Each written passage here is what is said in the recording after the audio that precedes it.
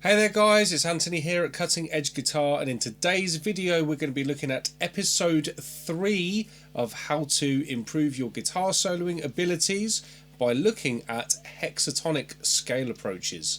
Let's get right into it.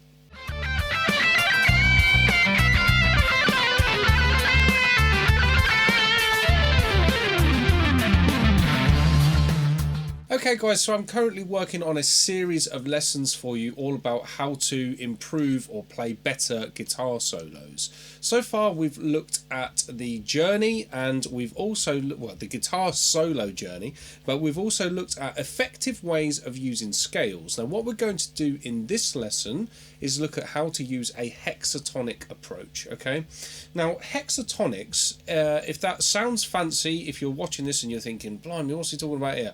Well, most guitarists are already familiar with the pentatonic scale, and all that is pent 5, tonic note, 5-note scale. So a hexatonic scale is a 6-note scale. Now the thing is with this, most guitar players are pretty familiar with a hexatonic scale already. Okay, so most guitarists' favourite hexatonic scale would be the blues scale. It comes out like this.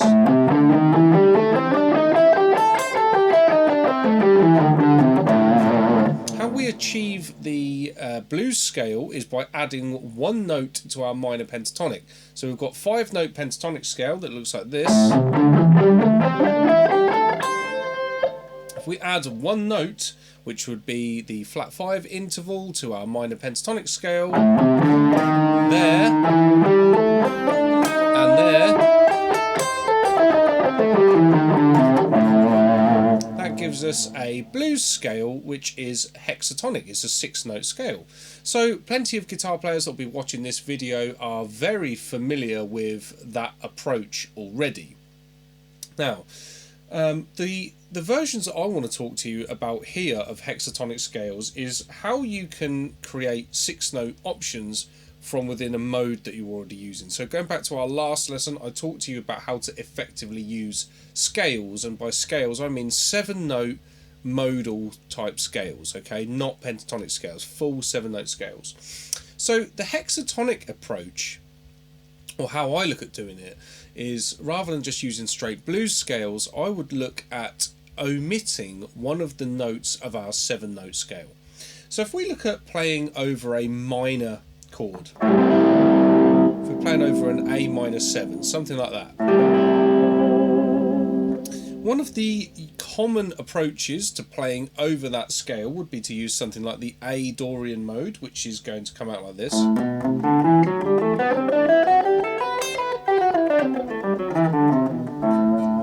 Now the Dorian mode's intervallic structure is root 2, flat 3, 4, 5, major 6, flat 7.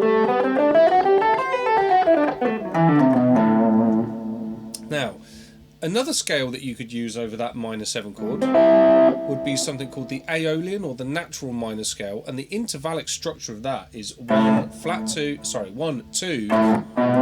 3, 4, 5, flat 6, flat 7.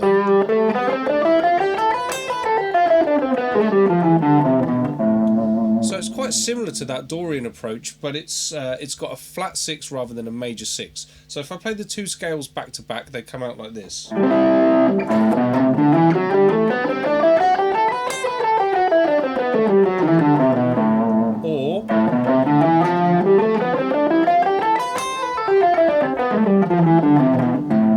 so that was Dorian versus Aeolian in terms of the sound. Now, the 6th interval in those two scales actually is a very characteristic sound amongst the two. The Dorian means that you can land on a kind of a major sounding interval. The flat 6 of Aeolian means that you can use quite a melancholic, sad sounding interval. The thing is, over that chord, what you might want to do is not actually draw attention to that 6th at all, and just embellish the 5 notes of that pentatonic with the tasty sounding 9th. And the easiest way to do that is to create a minor hexatonic. So what we would now do is play 1, 2, flat 3, 4, 5. Don't bother with a 6 whatsoever and go straight to the flat 7 and then back to the root.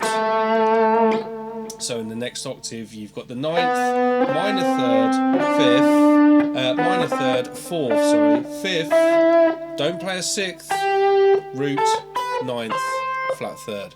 Now, the 9th is one of the tastiest notes. It really adds some interesting colour. So if I play a minor triad, okay, but then, or even if I go up to the flat 3 up there, if I go into the 9th at that point, it sounds really tasty, like this.